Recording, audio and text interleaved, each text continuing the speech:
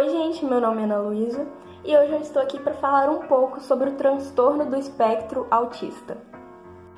Bem, como esses dias eu estou muito envolvida com esse tema, estou pesquisando muito, eu decidi que fazer um vídeo informativo sobre esse tema. Vou começar. Bem, o TEA é um transtorno do neurodesenvolvimento marcado por déficits na comunicação social e comportamentos repetitivos e insistentes. Existem 3 divisões baseadas na necessidade que essa pessoa tem de apoio, baseado na dependência que essa pessoa tem. E essas 3 divisões são o autismo leve, moderado e severo.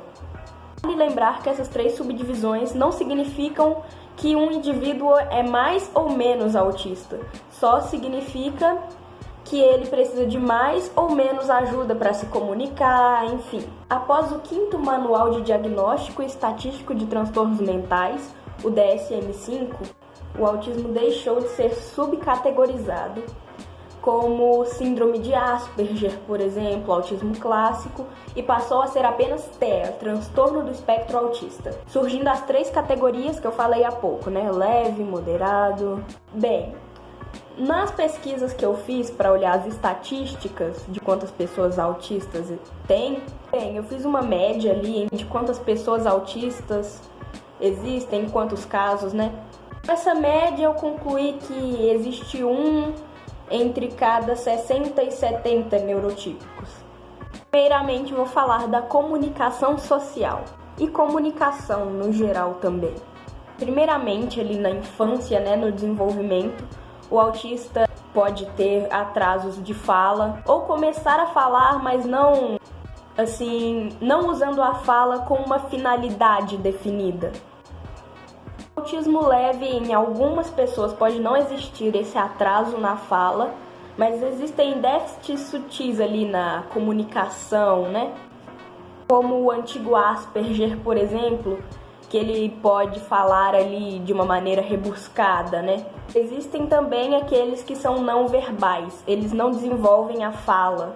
Há aqueles que começam a infância, eles começam a balbuciar, começam a falar algumas palavras e depois perdem habilidades já adquiridas. Lembrando que uma dificuldade na comunicação social não significa necessariamente a ausência dela, e sim a dificuldade de conseguir concluí-la. Por serem, às vezes, no caso dos autistas leves, considerados pessoas estranhas, ou até por desinteresse de alguns, não todos, interesse e desejo de se socializar, mas não saber necessariamente como fazer isso de uma maneira sociável, Ali podem ter dificuldade de compreender ironias, piadas. Essa dificuldade de compreensão pode levar a que alguns colegas, durante a infância e a adolescência, façam eles de bobos, se aproveitem muitas vezes daquela pessoa. Por essa dificuldade de interpretação que os autistas têm, eles podem não perceber que aquilo está acontecendo com eles. Também temos alterações na percepção sensorial. Isso pode levar a incômodos em várias áreas. Alguns têm hipossensibilidade ou hipersensibilidade sensorial, ou seja, alguns podem se sentir muito incomodados ou podem se sentir pouquíssimo estimulados por aquela coisa. Por exemplo, sons altos. Alguns têm hipersensibilidade a sons muito altos, outros têm hipersensibilidade à luz, a texturas de roupas, etiqueta de roupa, o que pode levar essa pessoa a ter crises sensoriais, Essas crises, elas podem se manifestar em forma de gritos, choro. Elas podem ser muito autoagressivas ou agressivas com o externo, com as pessoas ou com objetos da casa, por exemplo. Alguns autistas não têm esse transtorno sensorial, porém são muito poucos, são raros. A grande maioria tem sim o transtorno do processamento sensorial. Dentro dessa coisa de texturas, também envolve a seletividade alimentar, porque algumas texturas podem incomodar os autistas ali na comida. Então, às vezes, ele não vai querer comer comidas muito pastosas, por exemplo. Só um exemplo, pode ser qualquer textura. Podem escolher a comida por cor. Além da seletividade alimentar, também existem as estereotipias, que são comportamentos repetitivos que o autista apresenta ali, com a função de se autorregular e também de se autoestimular ali. Pode ser o clássico, né, de se balançar de trás para frente. Não é todo autista que faz esse movimento. Enfim, é um estereótipo, né? Mas sim, existem os que se balançam de trás para frente, de um lado para o outro. Fazem movimento de flapping, que é abanar as mãos. Existem vários tipos de manifestação que isso pode ter.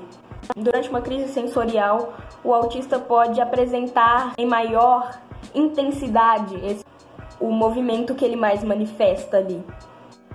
Bem, como forma de estereotipia também pode existir a ecolalia, que é a repetição de frases, de desenhos ou que ela ouviu alguém dizendo ali, sem muito contexto. Se vocês assistiram, né, a série Atypical, em que o Sam Gardner, que é o personagem principal, que é portador de TEA, a estereotipia dele é bater uma caneta em um elástico, né, repetidas vezes. Isso é uma estereotipia, ou STEAM. No autismo também existe o hiperfoco, que é um interesse excessivo por algum tema ou objeto, ou algum tipo de objeto. Ele pode ali colecionar itens referentes àquilo, ou se é um assunto, ele pode saber muito sobre aquele assunto extensamente e pesquisar, ter o interesse de estar sempre pesquisando sobre aquilo. E muitas vezes é uma das coisas que atrapalha na interação social, porque aquela pessoa pode falar demais daquele assunto, o que acaba irritando ali os colegas ou até os próprios familiares às vezes. E a pessoa, até por causa da dificuldade de entender os outros, interpretar as expressões faciais, ela pode não entender que a outra pessoa está ficando incomodada por ouvir daquele assunto excessivamente, né? Então, o hiperfoco pode ser sobre qualquer coisa ou qualquer objeto. Bem, outra questão é o autismo feminino. Provavelmente você já ouviu dizer que existem mais autistas meninos do que meninas, e que quando casos de autismo acontecem em meninas são casos mais graves, né? Inclusive a cor do autismo é azul por causa disso. Porém, na verdade, o que acontece é que as meninas geralmente não são diagnosticadas com autismo. Elas têm diagnósticos errados de outros transtornos porque é mais difícil identificar o autismo feminino. Então é muito comum que meninas autistas sejam diagnosticadas com transtornos alimentares, depressão, transtorno de ansiedade.